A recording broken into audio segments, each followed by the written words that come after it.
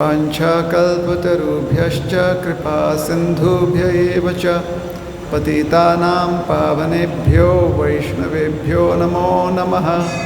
जय श्री कृष्ण चैतन्य प्रभु नित्यानंद श्री अद्वैत गदाधर श्रीवासादि गौर भक्तवृंद। हरे कृष्णा कृष्ण कृष्ण हरे हरे, हरे राम राम राम हरे हरे।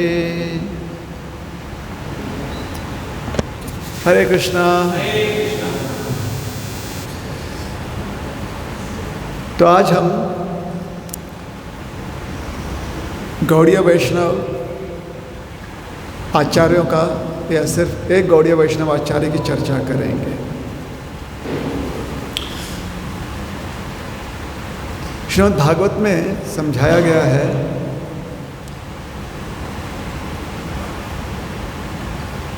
कि जब भगवान कृष्ण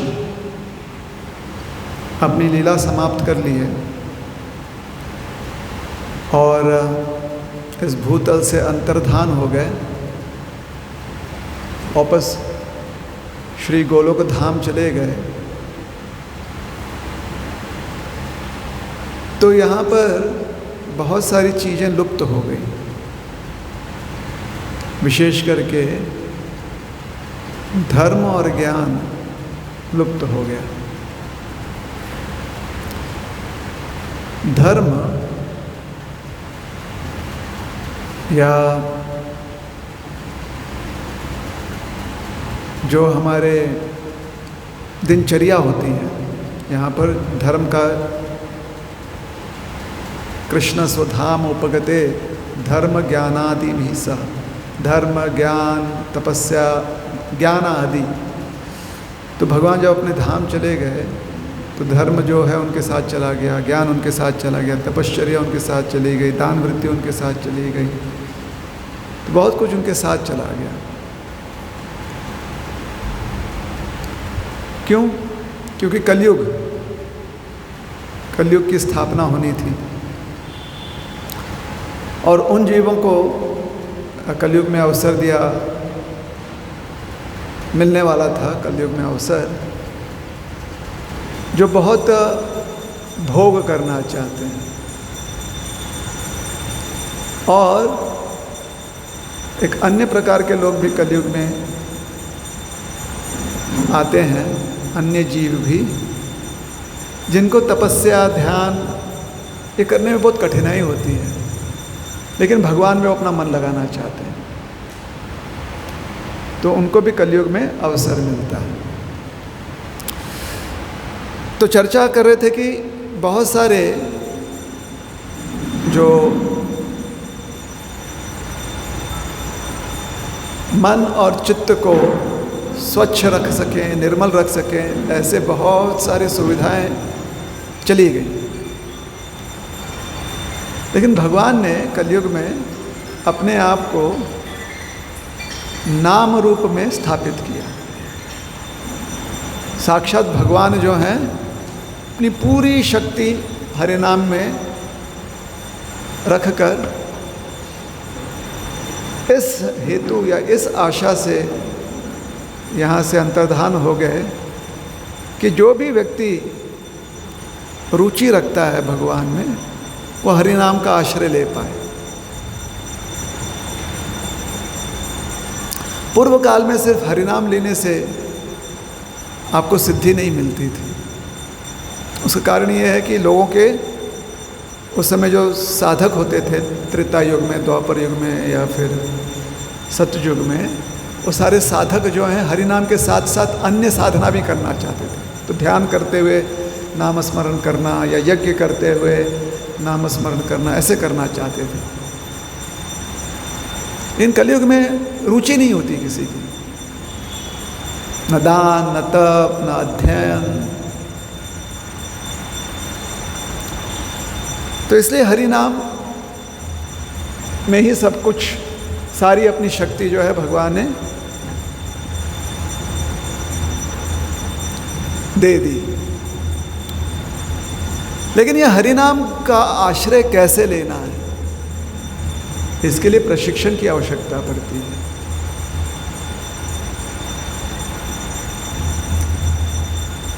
पुराणों में कहानी आती है कि हरिनाम की शक्ति क्या है। तो एक पौराणिक कथा है। एक बार एक व्यक्ति जिसकी बहुत आदतें, तामसिक आदतें थी, शिकार करने के लिए जंगल में गया। तो तामसिक आदत है तो उसकी जिह्वा जो है उसे मांस खाने की लालच, हमेशा लोभ रहता था उसकी जिह्वा को। तो उसने सोचा कि मैं सूअर का शिकार करूंगा। तो जंगल में गया सूअर का शिकार करने के लिए। जंगल में जितने भी प्राणी हैं उनमें से सूअर का शिकार करना थोड़ा आसान होता है, लेकिन साथ ही साथ खतरा भी होता है। जंगली सूअर जो है उसके दांत, उसके नाक के ऊपर एक, उसका नाक जो है बड़ा सख्त होता है और उसके सींग, तो उससे बहुत चोट पहुंचा सकता है जंगली सूअर। तो शिकार करने गया, शिकार हाथ से छूट गया, लेकिन वो जंगली सूअर ने आकर इसे जोर से, इसे खूब मारा, मतलब खूब इसके हड्डी उड्डी तोड़ दिए। जंगली सूअर अधमरा पड़ा था। तो इस बात को कोसते हुए वो वहाँ पे अधमरा पड़ा रहा कि हाय, मेरी मृत्यु भी देखो कैसे हुई, सूअर के हाथ हो रही है। तो उसने अपने परिस्थिति के लिए एक शब्द का प्रयोग किया। उसने कहा यह हराम है। क्या है? हराम। उसको मुक्ति मिल गई। मतलब मरना सा नहीं था, मरने ही वाला था, प्राण अभी जाने वाले थे। तो यही सोचा था, अरे कितना हराम है ये कि एक सूअर के हाथों में मारा जा रहा हूँ, हराम हराम हराम। मुक्त हो गया। तो किसी ने पूछा क्यों मुक्त हो गया? तो क्योंकि हराम में राम शब्द है, इसलिए। इसको कहते हैं नामाभास।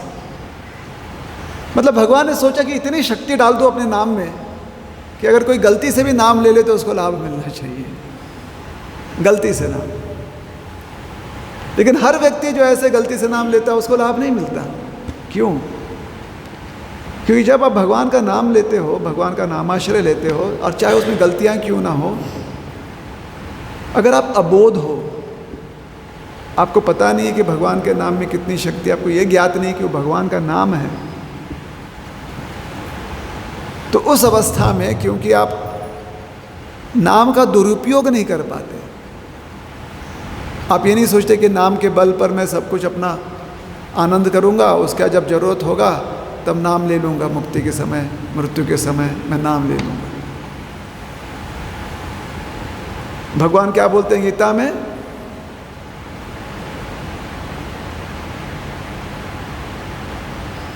जो गुंड लोग हैं ना, बंड लोग, बंड उनके लिए मैं क्या हूं? छलयतामस्मि। मैं महाबंड हूं उनके लिए। बंड जानते हैं आप? बंडखोर। तो भगवान बोलते हैं जो बंड हैं तो मैं महाबंड हूं। कोई चालाक है तो मैं बड़ा तेज हूँ। तो अगर कोई सोचता है कि हरे नाम के बल पर वो पूरा मस्ती करेगा और अंत समय में भगवान का नाम ले लेगा तो उसे लाभ मिल जाएगा, तो भगवान ऐसे उसको देखकर बोलते हैं मेरे माथे पर क्या लिखा हुआ, बेवकूफ़। मैं बेवकूफ़ थोड़ी हूँ, मैं जानता हूँ कि तुम्हारी नीयत क्या है, मैं जानता हूँ कि तुम्हारा हेतु क्या है, और ऐसे नियत वाले मुझे नहीं चाहिए अपने धाम में। तो अगर अबोध हो, आपको पता नहीं भगवान का नाम आप ले रहे, आपको पता नहीं कि भगवान के नाम में कितनी शक्ति, बस मुख से नाम निकल गया, तो नामाभास लाभ मिलता है।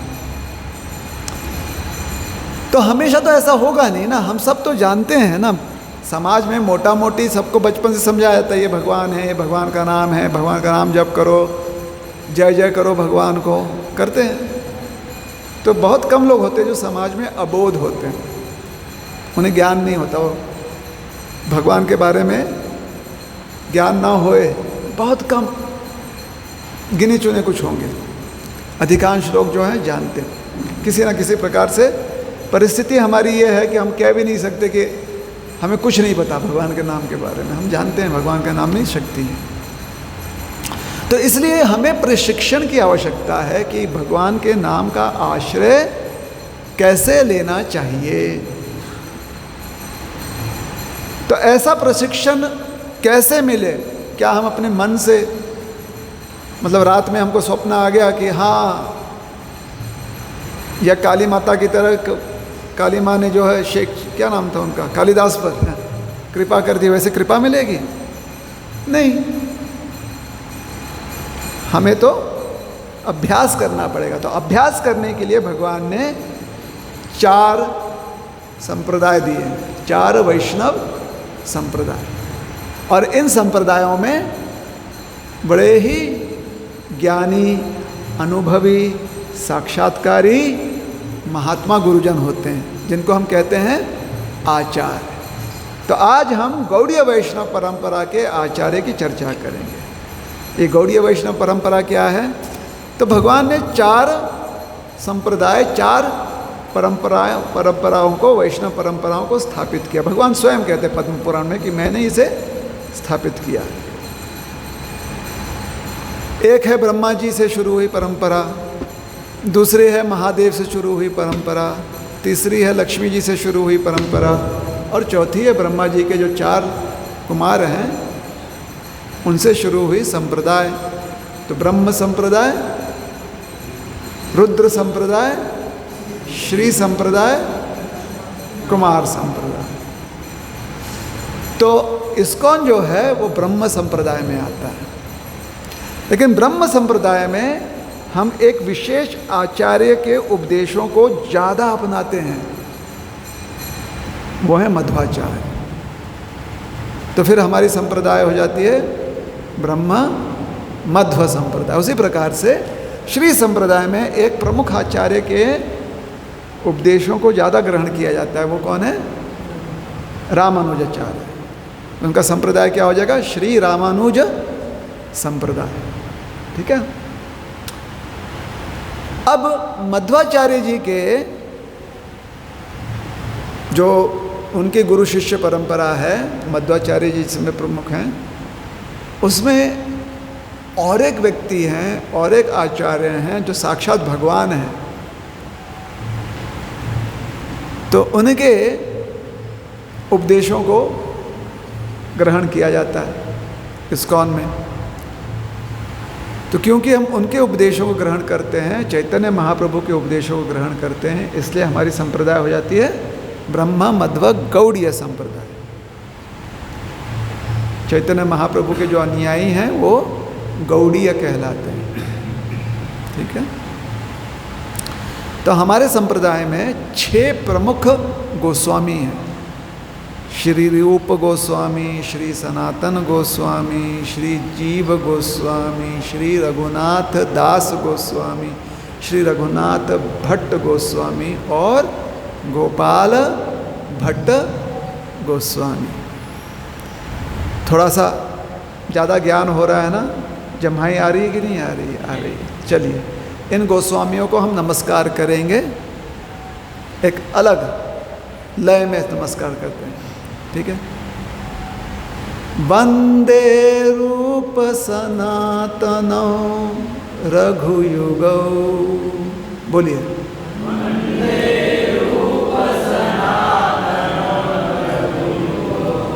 वंदे रूप सनातनो रघुयुगौ।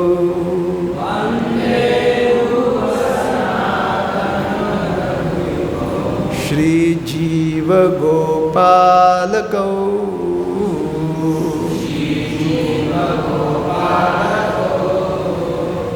पूरा, हाँ। वंदे रूप सनातनो रघुयुगौ। श्री जीव गोपालकौ।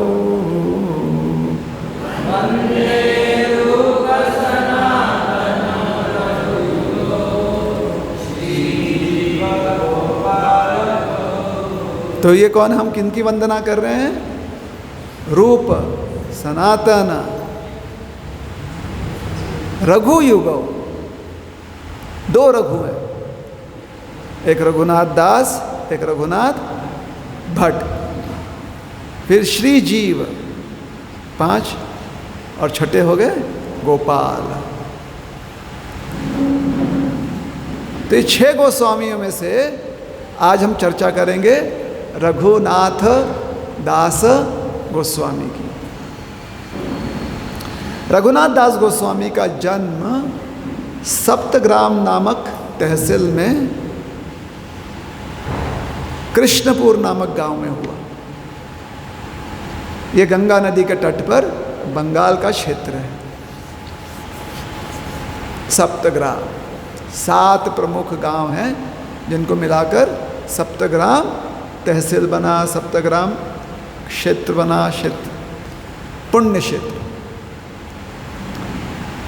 उनके पिताजी गोवर्धन मजुमदार, उनके काका चाचा हिरण्य मजुमदार, दोनों बहुत रईस धनी मुनीम थे।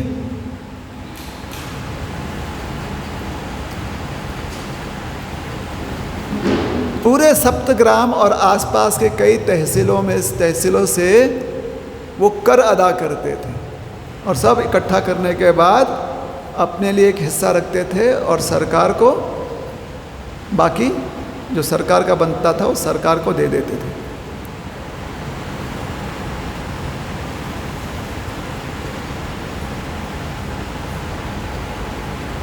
उनकी एक ही संतान, एक ही बेटा, बड़े प्रेम से नाम रखा था रघुनाथ। बचपन से ही रघुनाथ का मन भजन कीर्तन में ज़्यादा लगता था। तो बचपन में तो बहुत माता पिता को लगता था कि हमारा बच्चा जो है कितना नेक है, हम कितने भाग्यशाली हैं। लेकिन जब बच्चा थोड़ा बड़ा हुआ, प्राथमिक शाला, प्राइमरी स्कूल जाने योग्य हुआ, तब दिखाई दिया कि पढ़ाई तो करता है, लेकिन फिर जैसे इसकी पढ़ाई हो जाती है वो अच्छा से जितना ज़रूरी है उतना पढ़कर उतना क्रमांक ले आता था, जितने गुण चाहिए ले आता था वो। लेकिन उसके बाद खाली भजन कीर्तन में मन लगाता था, तो चिंता होने लगी। अब दोनों ही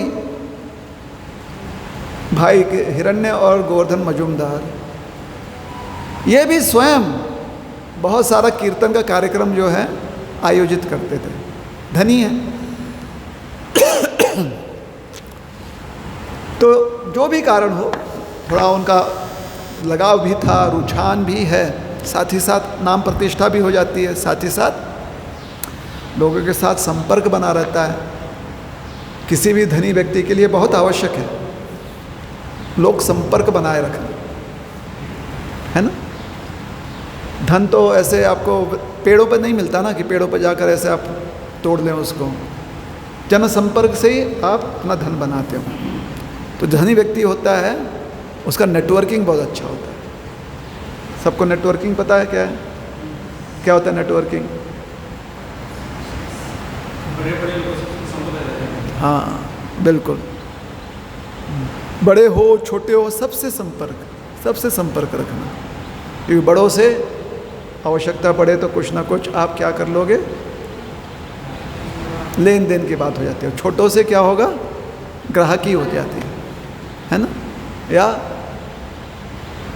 जो कमज़ोर हैं, कमज़ोर वर्ग के हैं, उनको आप कहीं पर नौकरी दे सकते हो तो मजूरी हो जाती। तो इसलिए संपर्क बना कर रखना है, ये धनी का गुण होता है। संपर्क बनाए रखना, जन संपर्क बनाए रखना है हर व्यक्ति का गुण होना चाहिए, है ना, जितना संभव हो।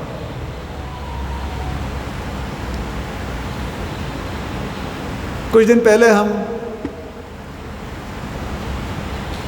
आप भी सुनिएगा, आपके डिपार्टमेंट से संबंधित है। वहाँ से आप, हाँ वहाँ से आप रिटायर हो चुके हैं ना। एक पुलिस वाले से हम मिले, हमारे साहब यहाँ पर रिटायर्ड डीएसपी हैं, पुलिस वाले से हम मिले, चर्चा कर रहे थे। चर्चा में बहुत सारी बातें हुई। हमने एक चीज़ पूछा, ऐसा क्यों है कि जो वर्दी वाले होते हैं, चाहे वो पुलिस में हो, चाहे सेना में हो, चाहे फायर डिपार्टमेंट में हो, ऐसा क्यों है कि वर्दी वालों में, वर्दी वाली जो समाज होती है वो अक्सर लेती ज़्यादा है, देती कम है। उनका हाथ हमेशा लेता है। किसी कारण से आपने देखा, हमने उनसे ऐसे पूछा, मजाक मजाक में पूछ रहे थे कि हमेशा पुलिस वाला जो है ज़्यादा दान धर्म करते हुए आपको दिखेगा नहीं जब तक कि संस्कार ना हो। लेकिन कुछ ना कुछ नहीं, मैं किसी पर टिप्पणी नहीं कर रहे हैं, पुलिस वाले पर नहीं करते, वर्दी वाला कहते हैं। उन्हें ऐसा लगता है कि उनका अधिकार है ये। तो कहाँ से आता है ये जो भावना कहाँ से आती है? क्योंकि वर्दी जब आप पहन लेते हो तो आप समाज में क्या दर्शाते हो? समाज सेवा के लिए हमने वर्दी पहनी है। बात कहाँ से आती है? कहाँ से ये भावना आती है? ये भावना आती है लोभ लालच के कारण। जब मन में लोभ होता है ना, लालच होता है। एकदम ही बीड़ला गेलो तो बीड़ एक बार गए थे, तो वहाँ पर ये बात है 1995 की, 95-96 की बात है। तो आज से कितना, 30 साल पहले, 30 साल पहले हम थोड़े छोटे थे। तो पुस्तक वितरण के लिए निकले थे रात में। तो वहाँ के जो सिविल सर्जन थे, बड़े नरसिंह देव के बड़े भक्त, इतना बड़ा उनके पास विग्रह था अष्टधातु का, नरसिम्हा के। और उनके परम मित्र जो हैं वो थे वहाँ के पुरुष, जो भी आयुक्तालय था उसके मुखिया थे। अभी उनका डेजिग्नेशन याद नहीं आ रहा क्या डेजिग्नेशन था। इतने सभ्य व्यक्ति, बहुत सभ्य। हम तो छोटे थे, उन्होंने हमें साधु हैं, आसन दिया, चरण धोए। उम्र सिविल सर्जन थे, उम्र उनकी कम से कम 50 के आसपास होगी। उनके मित्र भी वैसे ही, चरण धोए, नीचे बैठे, हमको आसन दिया। और हम भी नए नए थे, तो उसके बाद आसन पर बैठकर ऐसा हमें लगा बड़ा धुआंधार हमने प्रवचन कर दिया, बड़े एकदम विद्वत। लेकिन एक बार भी उन्होंने अपने मुख से ऐसा दर्शाया नहीं कि उनको हमसे ज़्यादा ज्ञान है। और फिर बहुत सारे और भी वर्दी वाले मिले जहाँ पर दिखाई ये देता है या सुनने में आया है कि जब लोभ होता है या अहंकार हो जाता है तो फिर उनके व्यवहार में ज़्यादा दिखाई देता है कि वो भोग करना चाहते हैं, ना कि सेवा।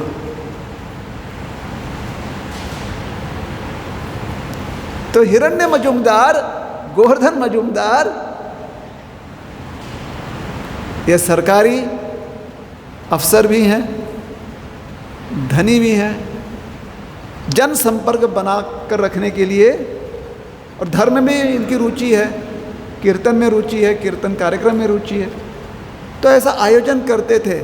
सप्तग्राम और आसपास के जितने भी 100-200 किलोमीटर के क्षेत्रफल में जितना भी धार्मिक कार्यक्रम, सामाजिक कार्यक्रम होता था, सब में इनका योगदान जरूर रहता था।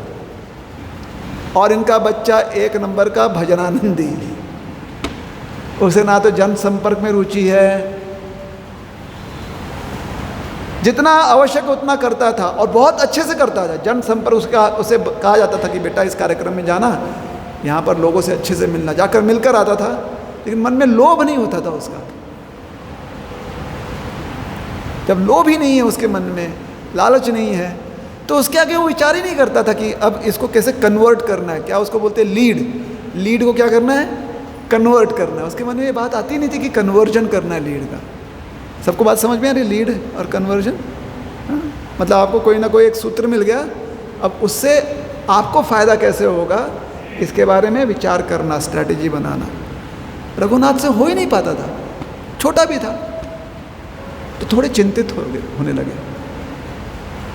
लेकिन इसका धार्मिक कार्यक्रम में इतना मन लगता था, ये हर कार्यक्रम में जाके सबसे सामने बैठता था और ध्यान से पूरा कार्यक्रम जो है उसमें श्रवण करता, कहीं और उसका ध्यान जाता ही नहीं। चाहे कोई भी कुछ भी करता हो, वो बड़ा मन लगाकर बैठता था। कुछ अलग ही उसके मन में रुचि थी, पौराणिक कथाओं में, कीर्तन में, प्रवचनों में। तो एक समय उसे पता चला कि पास के गांव में चैतन्य महाप्रभु आए। चैतन्य महाप्रभु कौन है? चैतन्य महाप्रभु साक्षात कृष्ण है, जिन्होंने अवतार लिया है। कौन कहता है ये? हम कहते हैं। कौन कहता है ये? हम कहते हैं। किस अधिकार से कहते हैं? पुराणों के अधिकार पर। पुराणों का जो प्रमाण है उसके अनुसार हम ये कह रहे हैं। हमें कैसे पता है कि पुराणों में क्या कहा गया है? हमारे गुरुजनों ने सिखाया है। उन्होंने हमारे हाथ में पुराण दिया, कहा ये अध्याय, ये श्लोक पढ़ो, पढ़ लिया हमने। तो कलयुग में चैतन्य महाप्रभु साक्षात कृष्ण अवतार लेते हैं। अच्छा, भगवान अवतार लेते हैं तो उनका जो क्रियाकलाप होता है ना, बड़ा जन समुदाय के दृष्टिकोण से बड़ा साधारण होता है, बहुत ही साधारण। जैसे भगवान रात में सोते हैं, सुबह जगते हैं, स्कूल जाते हैं, नदी में कूदते हैं, तैरते हैं, कभी भोजन पकाते हैं, कभी गैयों को चराते हैं, कभी गुरु जी के साथ आश्रम जाते हैं। तो ये सारे क्रियाएं जो हैं भगवान नरलीला में करते हैं जब वो अवतार लेते हैं। लेकिन उनके कार्य साधारण नहीं होते। कैसे हम जानते हैं कि भगवान के कार्य साधारण नहीं होते हैं? क्योंकि स्वयं भगवान कहते हैं ना भगवत गीता में, क्या कहते हैं? कहते हैं जन्म कर्म च मे दिव्यम एवं यो वेत्ति तत्वतः त्यक्त्वा देहं पुनर्जन्म नैति मामेति सोऽर्जुन। जन्म कर्म च मे दिव्यम। दिव्य का अर्थ होता है भगवान जानते हैं कि कब वो जन्म लेंगे। भगवान पूरा उन्हें संज्ञान होता है जन्म लेते हुए।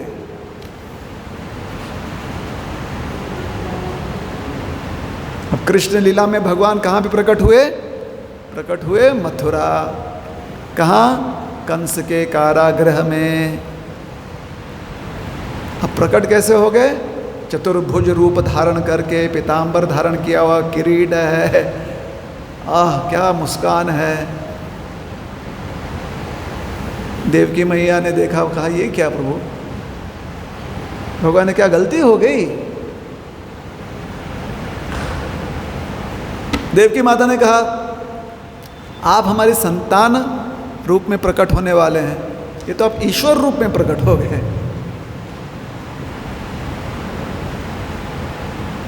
बच्चा जब प्रकट होता है तो रोता है, जन्म लेता तो रोता है, आप तो मुस्कुराते हुए प्रकट हो गए। रुदन कहाँ है? क्योंकि जब बच्चा रोता है तो माँ उसे अपने छाती से लगाती है, उसे प्यार करती है, उसे पुचकारती है। आपको देखकर तो ऐसा लगता है कि आपकी आरती करें, पुचकारना दूर। तो अचानक देवकी मैया ने भगवान को कॉम्प्लेक्स दे दिया बड़ा। भगवान को बड़ा बेचैनी हो गया, अरे अरे कितनी बड़ी गलती हो गई मुझसे। गलती कैसे सुधारें ये समझ में नहीं आ रहा है। तो देवकी मैया से पूछा क्या करना चाहिए मैंने? अब देवकी माई कैसे समझाए भगवान को? क्योंकि भगवान को कौन समझा सकता है? कोई नहीं समझा सकता है, भगवान ही सबको समझाते हैं ना।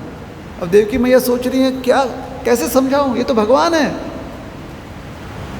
शंख चक्र गदा पद्म लेकर प्रकट हो गए। तो देवकी माई ने क्या किया, रास्ता निकाला। देखिए भगवान का भक्त कितना चतुर होता है। उन्होंने कहा मेरा भाई कंस, उसे अगर पता चल गया आप प्रकट हो गए तो पूरे हथियार लेकर यहां पर आ जाएगा और आपका स्वरूप देखेगा तो पूरी तरह से सुनिश्चित हो जाएगा कि साक्षात भगवान ईश्वर प्रकट हुए। इसलिए आप छद्म रूप ले लो। आप क्या करो, अपने आप को डिस्गाइज, अब कोई और स्वरूप धारण करो। मतलब जैसे एक नन्हे बालक का स्वरूप। भगवान ने कहा ओ बहुत अच्छा आइडिया है, कितना अच्छा सुझाव है। तुरंत भगवान बाल स्वरूप धारण कर लिए। अब देवकी माई बहुत प्रसन्न हो गई। हाँ, अब लग रहा है कि मेरी संतान हुई है ना। तो जन्म कर्म च में दिव्यम, भगवान का जन्म कर्म कैसा होता है, दिव्य होता है।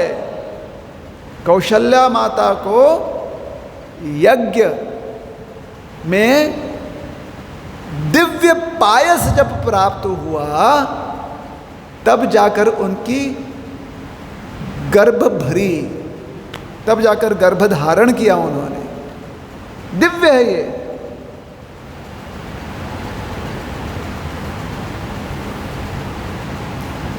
फिर उनके कर्म दिव्य होते हैं। तो यह अंतर है हम में और भगवान में। हमारे जन्म और हमारे कर्म कैसे होते हैं, बंधन में होते हैं। कैसे होते हैं, बंधन में। हम बंदी हैं, बंदी मजबूर होता है, निस्सहाय होता है। इसलिए हमारा जन्म भी हम अपने आप को निस्सहाय पाते हैं और हमारे कर्म भी पूरी तरह से अपने कर्म को करने में हमारी शक्ति कम पड़ जाती है। पड़ती कि नहीं पड़ती है कम। अगर आपको कहीं पर पैदल जाना है तो उसके लिए भी तो पदत्राणों की आवश्यकता पड़ती है, नहीं पड़ती है कि ऐसे नंगे पैर निकल जाते हैं। पहनते कि नहीं पहनते हैं, जूता चप्पल पहनते हैं। फिर एक कम से कम पाउल वाट तो चाहिए ना, हाँ या नहीं। कुछ ना कुछ तो रास्ता चाहिए कि खेतों में निकल जाएंगे आप, आसान है। अरे आम्ही यो तो कसं येणार। तो दो खेत के बीच में क्या होता है, वो बांध, ऐसे घूम कर आना पड़ता है। खेत के बीच में से आदमी निकले अगर आदत नहीं है तो कहीं ना कहीं उसके पैर में लचक मोच आ सकती है। उबड़ खाबड़ होता है ना खेत, कहीं धंस जाता है। तो हम अपने कर्म करने में पूर्ण रूप से स्वतंत्र नहीं हैं। तो हमारे कर्म दिव्य कैसे हो सकते हैं? भगवान पूरी तरह से स्वतंत्र है। चतुर्भुज रूप में प्रकट हुए। देवकी माई ने कहा थोड़ा बदल लो अपने आप को, बाल स्वरूप धारण कर लिया। ऐसे अब सोचिए हमसे कोई कहे बाल स्वरूप धारण करो, हम बोलते नहीं भाई पुनर्जन्म लेना पड़ेगा। नहीं होगा ना, हमसे होगा? किसी के लिए संभव नहीं है। अरे बड़े बड़े योगी के लिए संभव नहीं है। कौन सा योगी आपने सुना है कि बाल स्वरूप धारण कर लिया?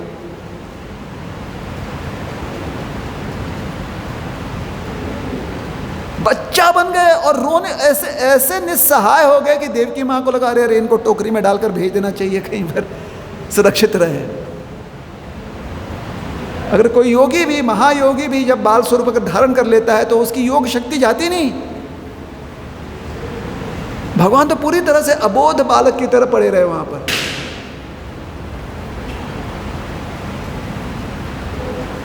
तो इसलिए भगवान के जन्म और कर्म कैसे होते हैं? दिव्य होते हैं। और हमारे जन्म और कर्म कैसे होते हैं? बंधन में, है ना। एक गाना सुना है आपको पिक्चरों का, ये बंधन तो कर्म का बंधन है।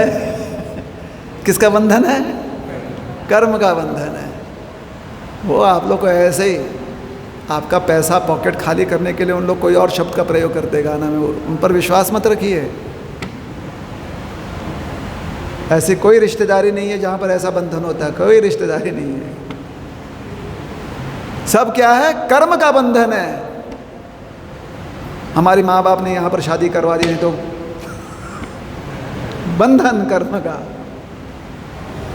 आज तक कोई है जिसने ये शब्द का प्रयोग नहीं किया? कोई भी दंपत्ति है जहाँ पर ये वाक्य का प्रयोग नहीं है? हमारे माता पिता ने जब यहाँ पर करवा दिया, कभी ना कभी इस वाक्य का प्रयोग व्यक्ति करता ही है। क्यों? कर्म का बंधन है। भगवान घूमते घामते चले गए और 2 पत्नियों के साथ लौटे। घूमते घामते, कम से कम रुक्मिणी के लिए पत्र तो आया था, उनको पता था कि जा रहे हैं, रुक्मिणी जो है साथ में आ जाएंगी। यहाँ पर तो वो निकले शामंतक ढूंढने के लिए। पहले जाम्बवती मिली, उसका सत्यभामा मिल गई। अब भगवान तो खाली घूम रहे थे, कभी सत्यभामा को बोलने का अवसर ही नहीं मिला कि मेरे माता पिता ने पता नहीं कहाँ पर शादी करवा दी। जाम्बवती ने भी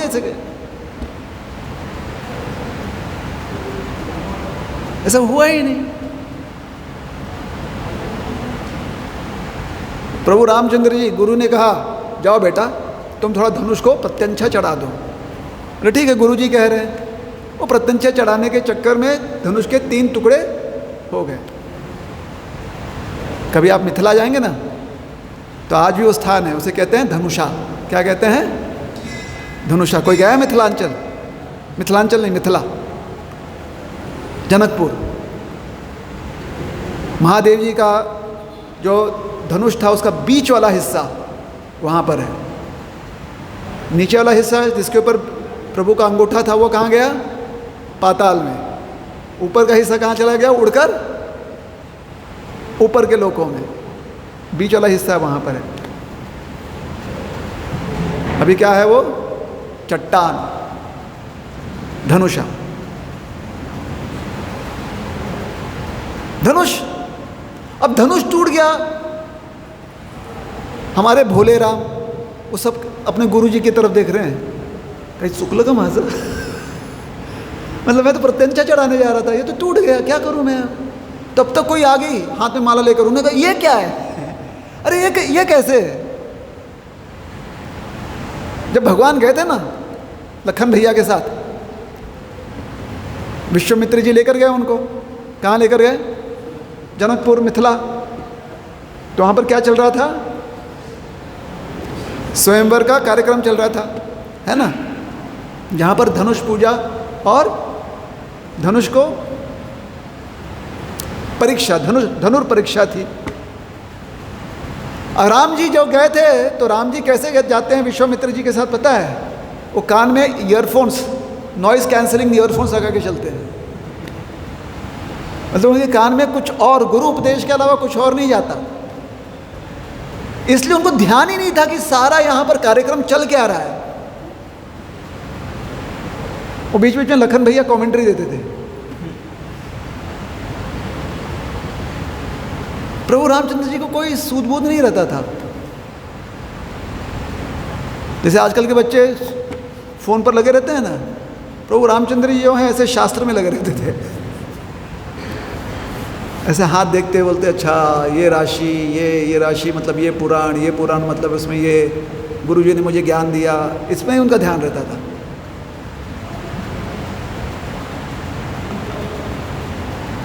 आसपास क्या चल रहा है पता ही नहीं। इसे जब सीता जी आई सब जगह।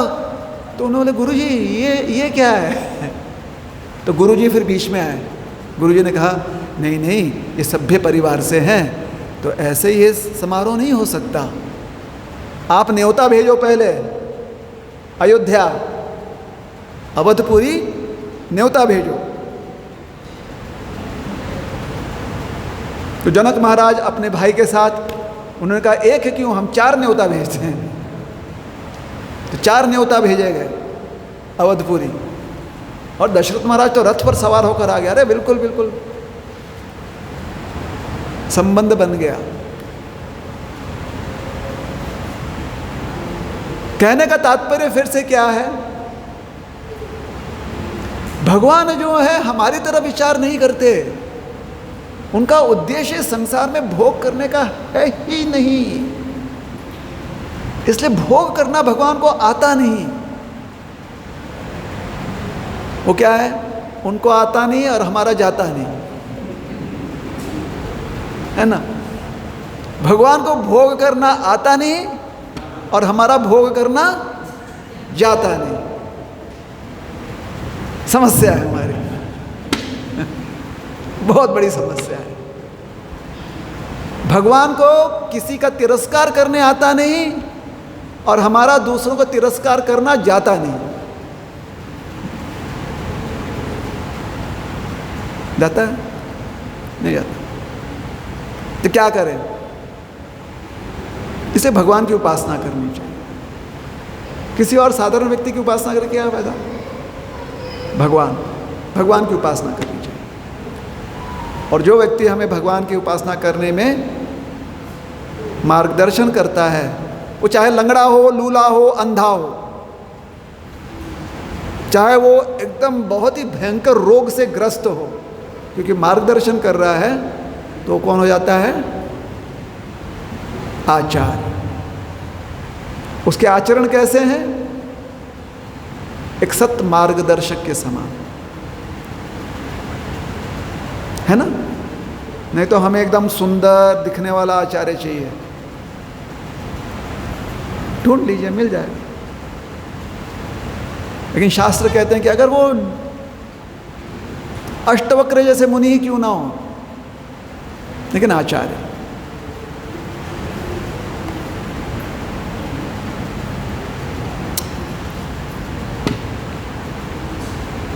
तो रघुनाथ दास गोस्वामी,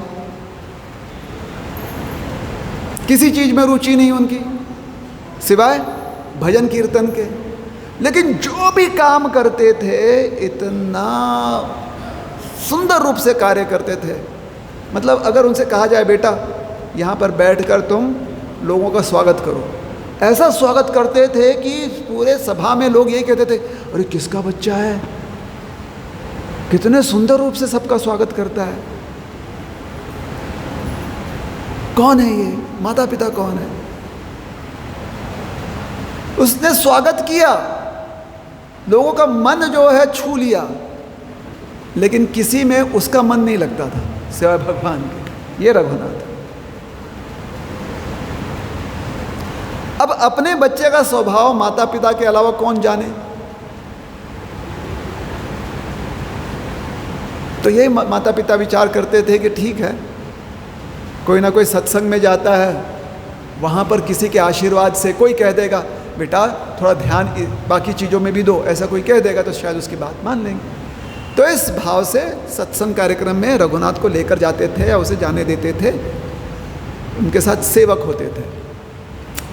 तो रघुनाथ को जब पता चला कि चैतन्य महाप्रभु शांतिपुर में आए हैं, शांतिपुर एक शहर है, वहाँ पर आए हैं, सप्तग्राम के पास, कृष्णपुर गांव से बहुत नज़दीक।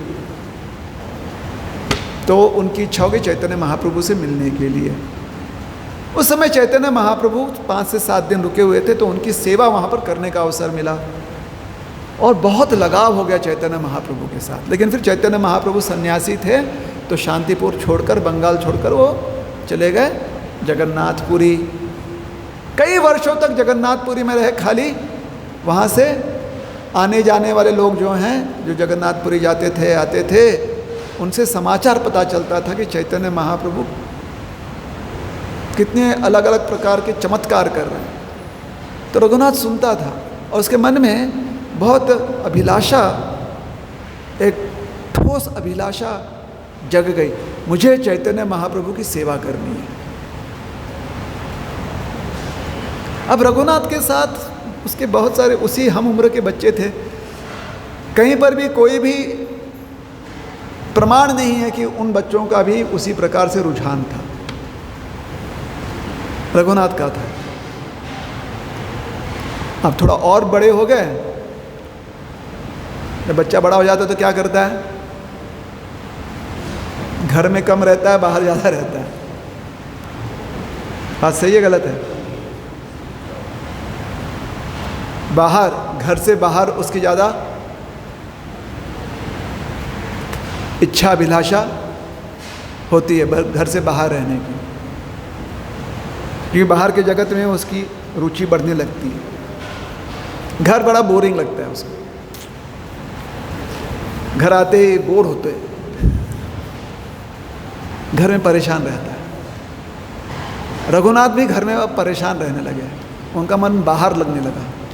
बाहर कहाँ कि घर से कब बाहर निकलूं और दौड़कर मैं जगन्नाथपुरी चले जाऊं। बस उसको बाहर घर से यही इसलिए निकलना है, लोगों से यही पूछता, जगन्नाथपुरी जाने का रास्ता कहाँ है, कैसे जाते हैं। लोग सोचते हैं छोटा बच्चा है, मतलब अभी भी 8-9 साल का है, तो बता देता था, कोई बता देता बेटा ये गांव है, फिर उसके बाद ये गांव है, नदी आती है, फिर उस जंगल को पार करना पड़ता है, पहाड़ आते, पहाड़ तो आते नहीं है, थोड़ा बहुत टीलाएँ आती हैं, है ना। तो बहुत ध्यान से सुनता था और मन ही मन विचार करता था अब जगन्नाथपुरी भागना है। 12-13 साल का हो गया तो उससे पूरा मन बना लेता घर छोड़कर भागना है। कहाँ भागना है? बम्बई नहीं, जगन्नाथपुरी। क्यों? क्योंकि वहाँ पर चैतन्य महाप्रभु।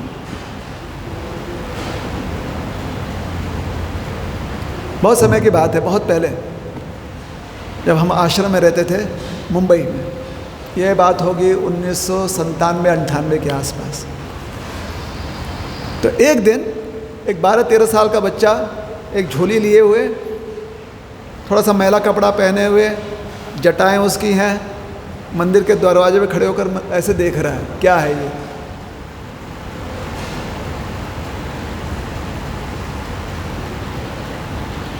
तो हमारे साथ कुछ और हमारे बंधु थे,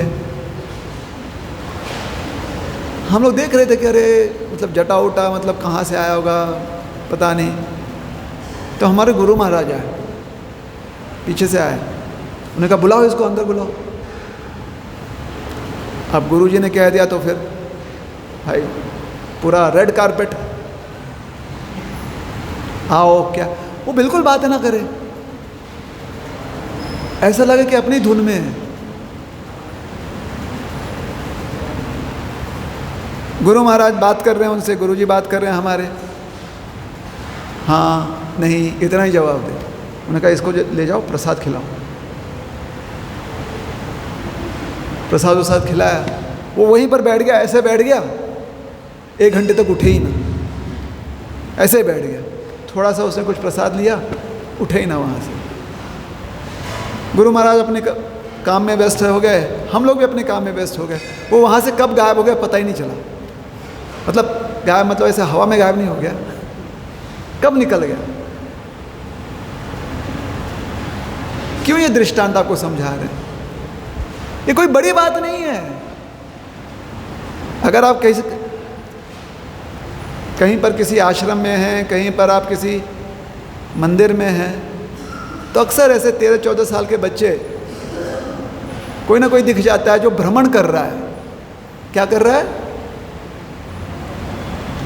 आत्मशुद्धि के लिए भ्रमण कर रहा है। आज से 8-9 साल पहले यहीं पर बाहर, मंदिर के बाहर हम बैठे हुए थे, एक व्यक्ति आया, हमसे चर्चा कर रहा था, हमारा मन कर रहा है यहाँ से हम सीधा काशी जाएं पैदल। हमने कहा बहुत अच्छी बात है, लेकिन गुरुजी थोड़ा सा मन में यही चिंता होती है कि खाने पीने का क्या व्यवस्था करें।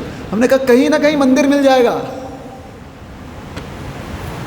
अगर आपकी इच्छा यही है कि आपको पैदल यात्रा करनी है, हर 50-60 किलोमीटर में आपको एक मंदिर मिल जाएगा, एक गांव मिल जाएगा, खाने का भी प्रयोजन हो जाएगा, सोने का प्रयोजन हो जाएगा, स्नान करने का प्रयोजन हो जाएगा। बस वहाँ पर आसक्त नहीं होना और किसी को तकलीफ नहीं देना।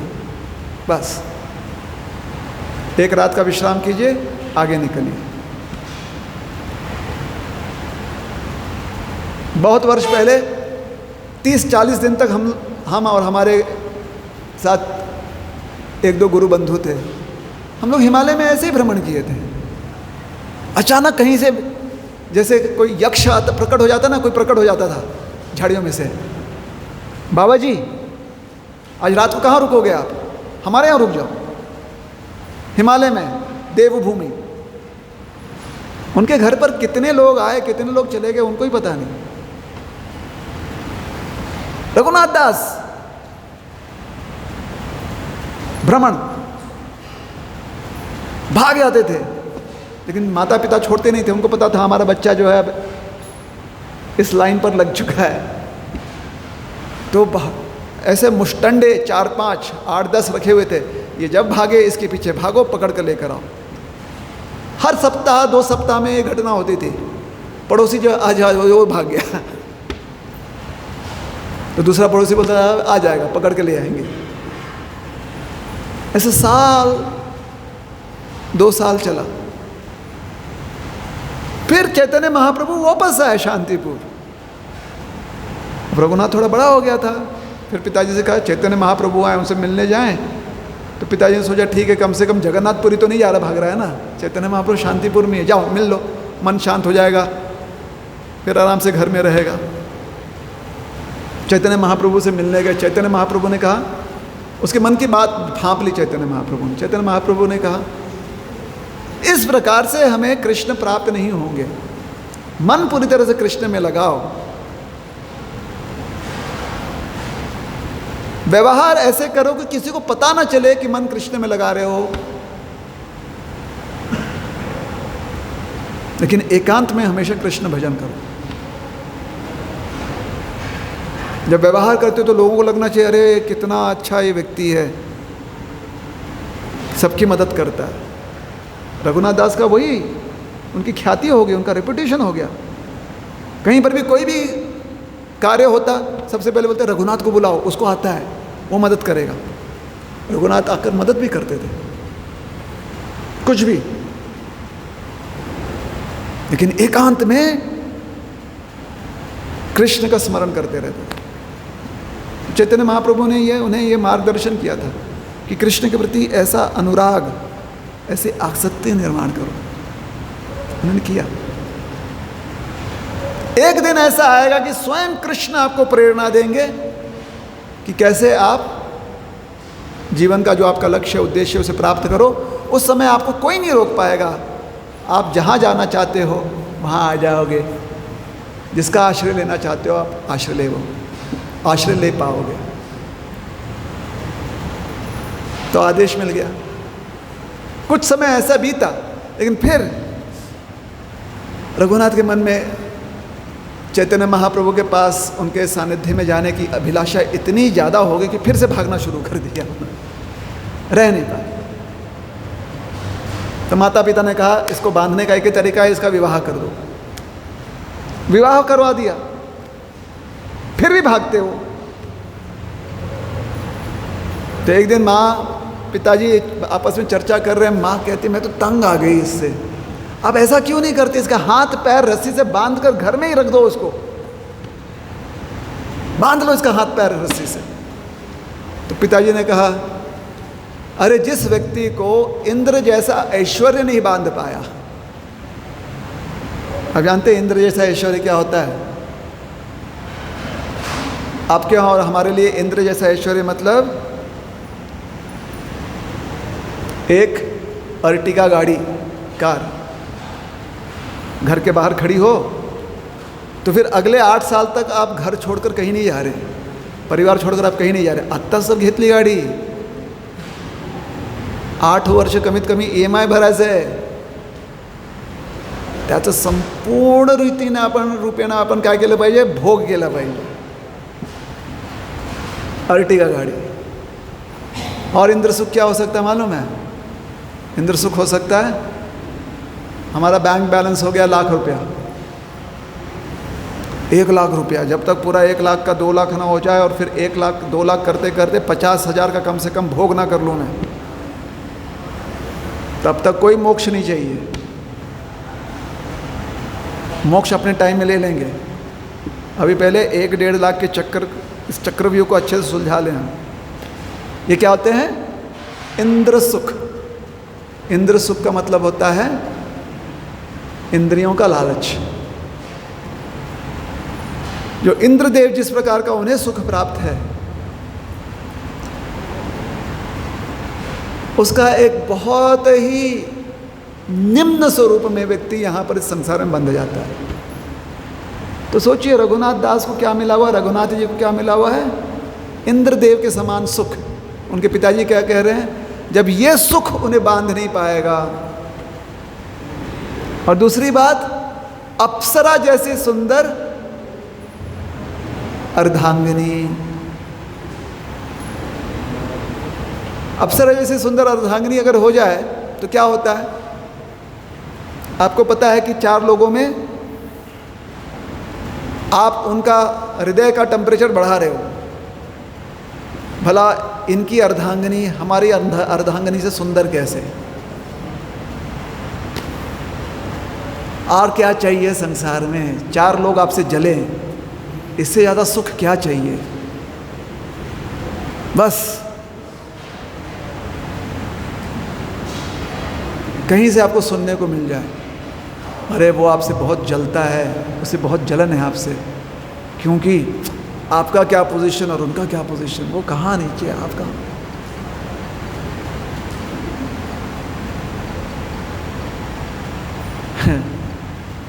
ये जय और वो उसका वीरू, जय वीरू की जोड़ी है ये संसार.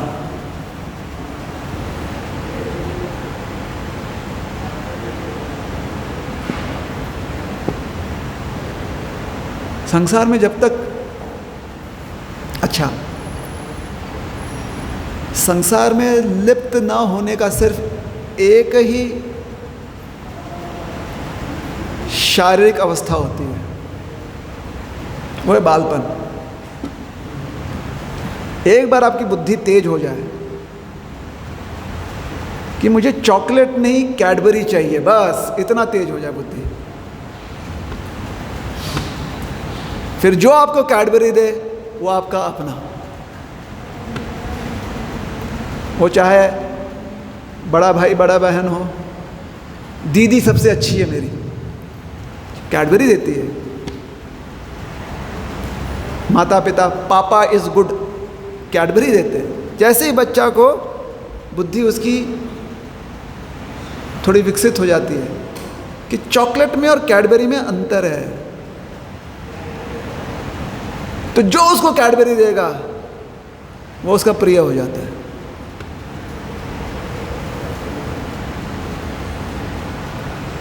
संसार सुख. जब ऐसे छोटी छोटी चीज़ों को हम प्रिय मानने लगेंगे तो फिर भगवान में कैसे मन लगेगा? लग पाएगा? भगवान कैडबरी तो है नहीं ना. आपको क्या लगता है, भगवान अगर हमें कैडबरी में रुचि है तो भगवान का कैडबरी जैसा स्वरूप एक टीवी ऐड है क्या कि भगवान प्रकट हो गए, हाँ कैडबरी के रूप में मेरे भगवान प्रकट हो गए, चॉकलेट बार? नहीं होता है ऐसे. अब उसके बाद जितना बुद्धि विकास करती है उतना ही और गुंतुन जातो व्यक्ति बंध जाता है.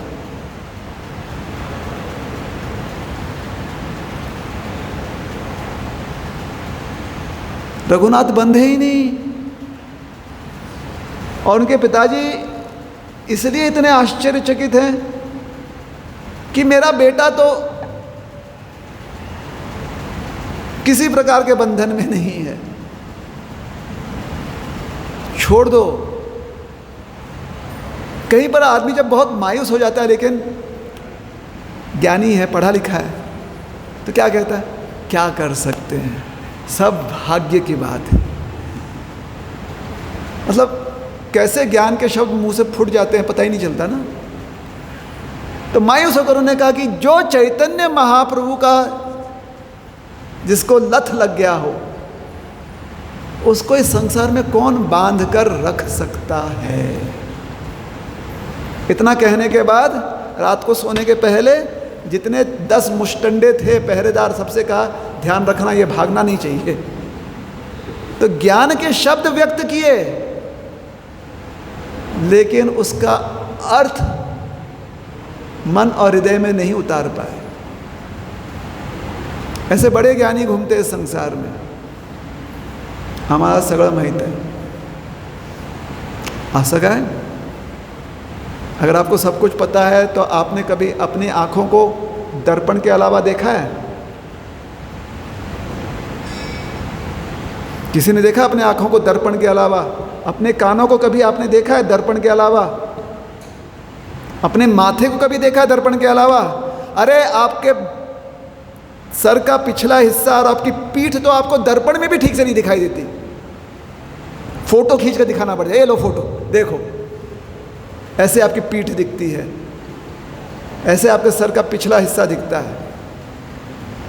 आणि मग आपण काय म्हणतो, आम्हाला सगळं माहिती। काय गंमत आहे, डोक्यावरचं केस दिसत नाही आपल्याला, त्याच्यासाठी काय लागतो, एकदम ॲडव्हान्स्ड आईना मिरर। पण बोलण्यात काय जातं, आम्हाला सगळं माहिती, हमको सब कुछ मालूम है, सगळं माहिती आहे। म्हणजे आम्ही जिवंत ज्ञान देवता आहोत।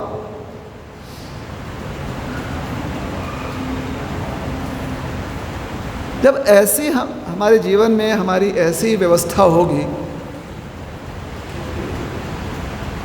तो कौन हमें समझाने आएगा। पत्थर को लेकर सर फोड़े और सोचे कि पत्थर फूटेगा, ये पागलपन नहीं तो क्या है। उसी प्रकार से जो व्यक्ति अपने आप को ही सब कुछ समझ, मतलब मेरे को सब कुछ पता है, नाक दिखाई नहीं देती, कान दिखाई नहीं देता, खुद का आंख दिखाई नहीं देता, लेकिन सब कुछ जानते हो।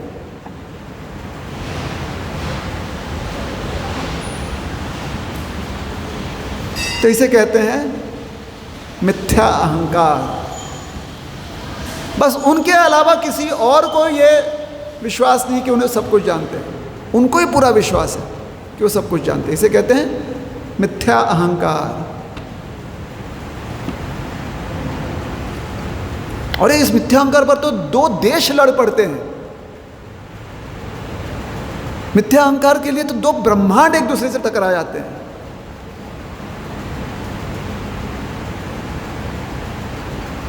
मेरा अहंकार तेरे अहंकार से श्रेष्ठ है। लेकिन जो भक्त होता है वो क्या करता है, ना तेरा ना मेरा, सिर्फ उसका सिर्फ उसकी बात चलेगी। भक्त क्या करता है, अपना मन कहाँ पर लगाता है। अच्छा, आप सबसे एक पूछें बात, पिछले 15 दिनों में हर दिन किसने भगवत गीता का एक श्लोक अध्याय पढ़ा व्हाट्सएप के अलावा?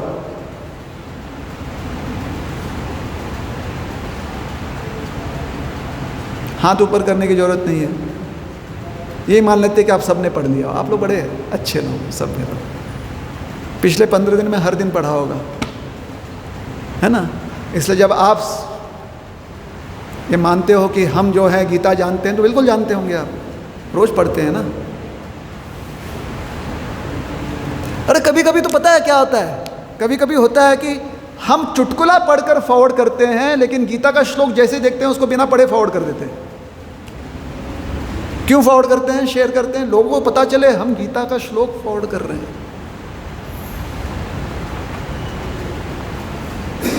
एक बार हमसे ही किसी ने पूछा, प्रभु जी आपने भेजा था, हमने कहा अरे गलती से भेज दिया, हमें पता ही नहीं, हमने पढ़ा ही नहीं।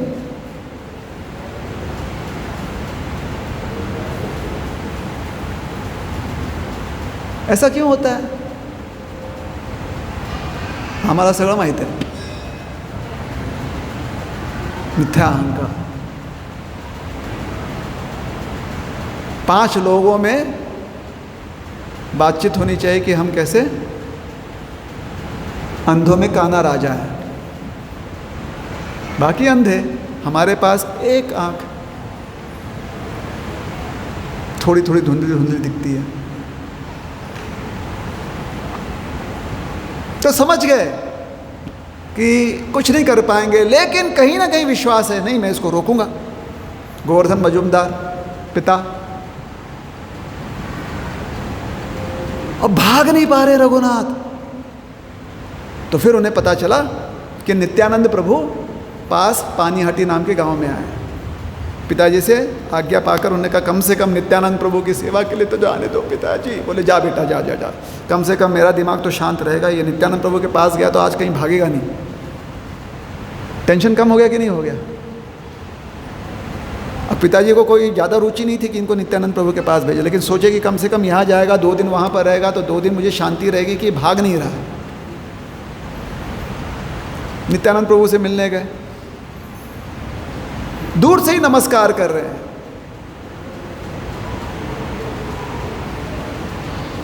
किसी ने नित्यानंद प्रभु से कहा वो रघुनाथ आया है, दूर से ही नमस्कार कर रहा है। बोले हाँ। नित्यानंद प्रभु ने कहा निकटे नहीं आईस चोरा भाग दूरे दूरे। तो ये नजदीक नहीं आ रहा है, इसके मन में जरूर कुछ ना कुछ काला है, काला। ये चोर वृत्ति से आया है, ये चोर है। क्योंकि जिसके मन में चोर भावना होती है वही दूर दूर रहता है।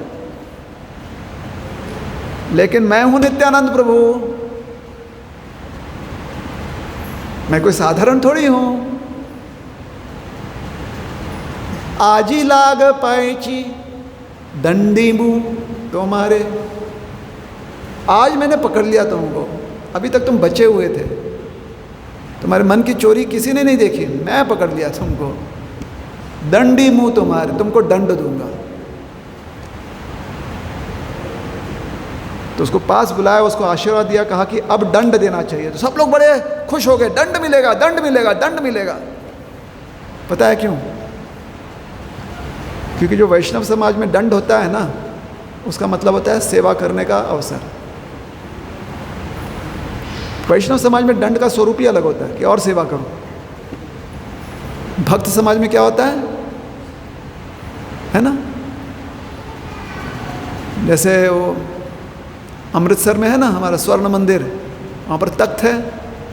किसी को दंडित करना है तो क्या बोलते हैं?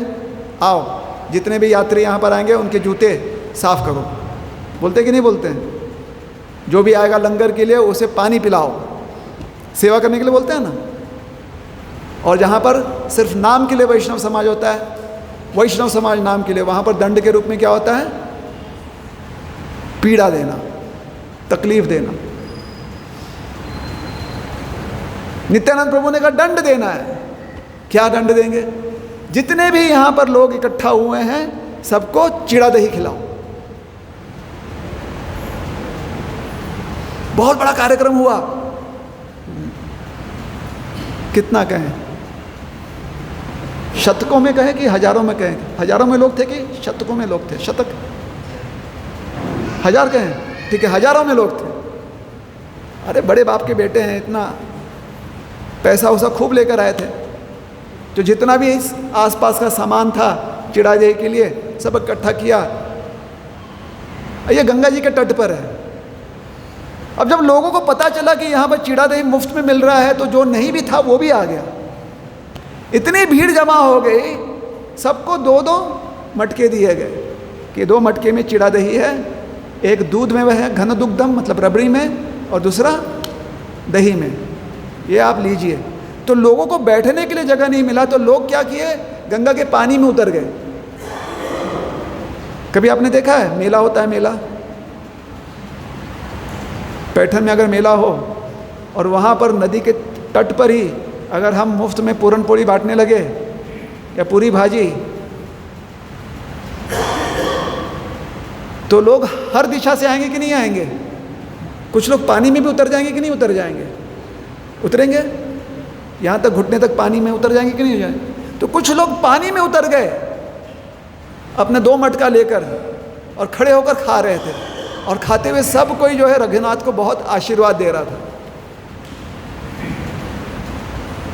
पूरा दोपहर शाम इसी में निकल गया। नित्यानंद प्रभु ने स्वयं चैतन्य महाप्रभु को अपने ध्यान में आमंत्रित किया, जगन्नाथपुरी से उन्हें पानीहट्टी लाया। बंगाल, जगन्नाथपुरी उड़ीसा में है, पानीहट्टी बंगाल में है। ध्यान में चैतन्य महाप्रभु को लेकर आए और साक्षात चैतन्य महाप्रभु वहाँ पर प्रकट हुए, और नित्यानंद प्रभु और चैतन्य महाप्रभु ने दोनों ने मिलकर रघुनाथ जी ने जो सेवा की थी चिड़ा दही का, वो चिड़ा दही ग्रहण किया। फिर चैतन्य महाप्रभु वापस चले गए, नित्यानंद प्रभु विश्राम के लिए चले गए। प्रातः पुनः रघुनाथ बहुत जल्दी उठकर नित्यानंद प्रभु के लिए और जितने भी उनके साथ उनके अनुयायी थे, जो भी लोग थे, सबकी व्यवस्था में लग गए। रात में बहुत देरी से सोए और सुबह सबसे पहले उठकर अपने सेवकों के साथ सारी व्यवस्था संभाल रहे थे। नित्यानंद प्रभु बहुत प्रसन्न हो गए उनकी व्यवस्था से। तो किसी ने कहा, ये रघुनाथ, इसकी बहुत इच्छा है कि चैतन्य महाप्रभु की कृपा इसे प्राप्त हो। नित्यानंद प्रभु ने हंसते हंसते उसे आशीर्वाद दिया और कहा, जा बेटा, बहुत जल्दी ही चैतन्य महाप्रभु का सानिध्य मिलेगा, तो चैतन्य महाप्रभु के पास पहुंचेगा, जगन्नाथपुरी में चैतन्य महाप्रभु के साथ रहेगा, और वहाँ पर उनके जो निकटतम उनके सेवक हैं, उनके पार्षद हैं, चैतन्य महाप्रभु स्वयं उनके आश्रय में तुम्हें सौंपेंगे, और कई वर्षों तक तुम चैतन्य महाप्रभु की सेवा करोगे। नित्यानंद प्रभु ने ऐसा कह दिया। दोपहर तक वहाँ पर नित्यानंद प्रभु रहे, उसके बाद वो आगे निकल गए। शाम को रघुनाथ भी वापस अपने घर आ गए। 2 महीने में जब रघुनाथ जी फिर से घर से भागे, इस बार जो भागे कोई पकड़ नहीं पाया उन्हें, कोई नहीं पकड़ पाया। सीधे जाकर जगन्नाथपुरी, एक 4-8 दिन में जगन्नाथपुरी पहुँचे। चैतन्य महाप्रभु ने उन्हें अपना आश्रय दिया। उन्होंने स्वरूप दामोदर को बुला और कहा कि ये रघुनाथ है, इसका आप ध्यान रखिएगा। और रघुनाथ वहाँ से रघुनाथ दास गोस्वामी के यात्रा में चल दिए। हमारे प्रमुख आचार्य बनने की उनकी यात्रा वहाँ से शुरू हो गई जगन्नाथपुरी में।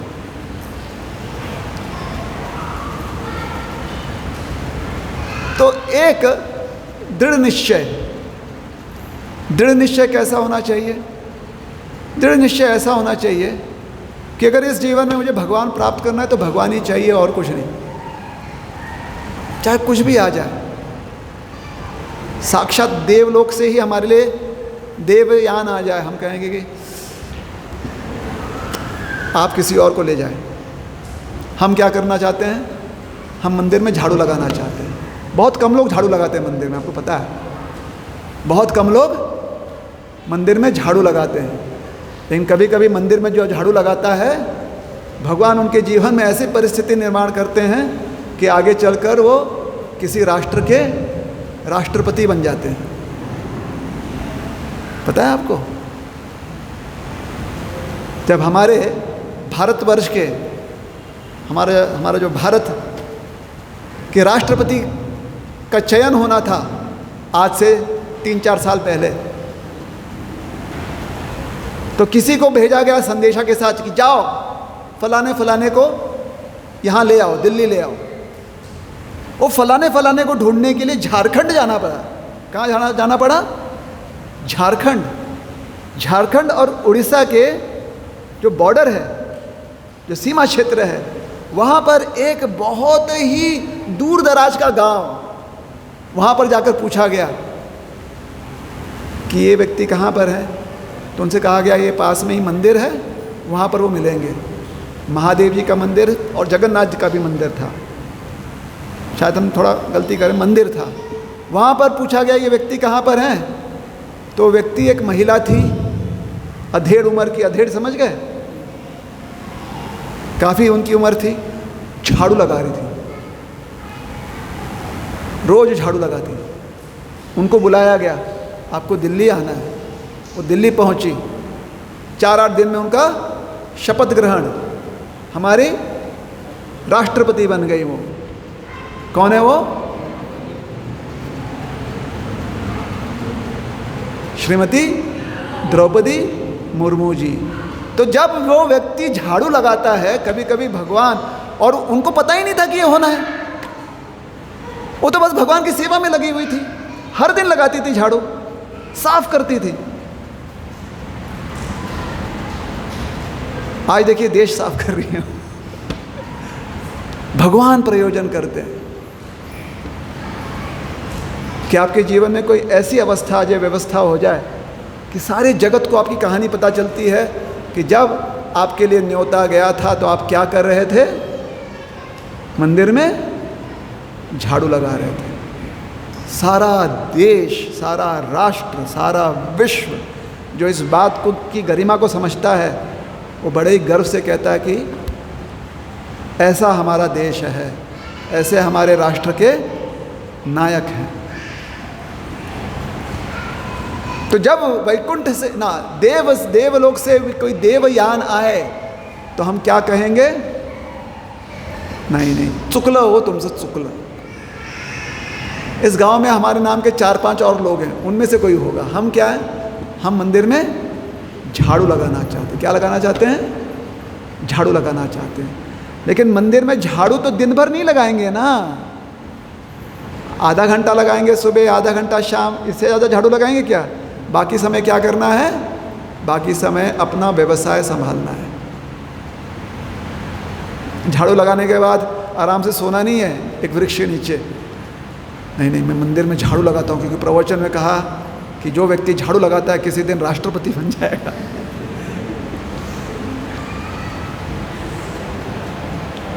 सवेरे मंदिर में सेवा कीजिए, शाम में मंदिर में सेवा कीजिए, दोपहर में अपना व्यवसाय कर्तव्यबद्ध रहते हुए, अपना कर्तव्य समझते हुए व्यवसाय करना चाहिए।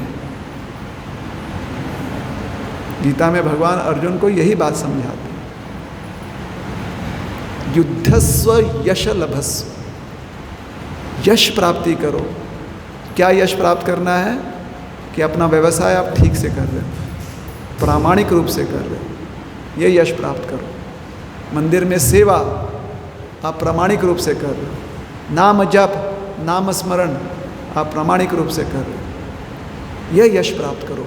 और बहुत युद्ध करना पड़ेगा इसके लिए। किसके साथ युद्ध करना पड़ेगा? अपने ही मन के साथ, अपने ही अहंकार के साथ, अपने ही जो भी आप अपना स्टेटस बना कर रखना चाहते हैं संसार में, उसी के साथ आपका युद्ध होगा, है ना? यथा पिंडे तथा ब्रह्मांडे। जैसा आप अपना पिंड देखेंगे वैसे ही आपको ब्रह्मांड दिखेगा।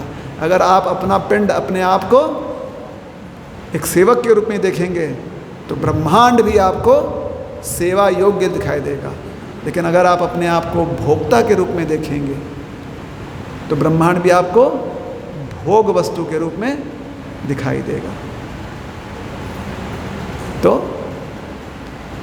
आज का जो ये प्रसंग है, ये आने वाले दीर्घ काल तक पानीहाटी चीड़ा दही महोत्सव के नाम से प्रसिद्ध है, रहेगा। चैतन्य महाप्रभु के जितने भी अनुयायी हैं इसको महोत्सव के रूप में क्या करते हैं भाई? इसको मनाते हैं, ठीक है ना? लेकिन इसका और एक नाम है। क्या नाम है? दंड महोत्सव। दंडी मुँह तो मारे, मैं तुम्हें दंड दूंगा, ऐसा नित्यानंद प्रभु ने कहा ना। तो जिसको नित्यानंद प्रभु की कृपा मिल जाती है ना, बड़ा बच के रहिएगा क्योंकि फिर आपका संसार में मन नहीं लग पाएगा। और जिसका संसार में मन लगाना है, नित्यानंद प्रभु की कृपा जो है वो इंस्टॉलमेंट में लेना चाहेगा, धीरे धीरे, थोड़ा थोड़ा, है ना। लेकिन हमें बुद्धिमान बनना है, नित्यानंद प्रभु से संपूर्ण रूप में उनकी कृपा प्राप्त करना है। हरे कृष्णा कृष्णा कृष्णा हरे हरे, हरे राम राम राम हरे हरे। हरे कृष्णा। अब कीर्तन किया जाए, चलिए।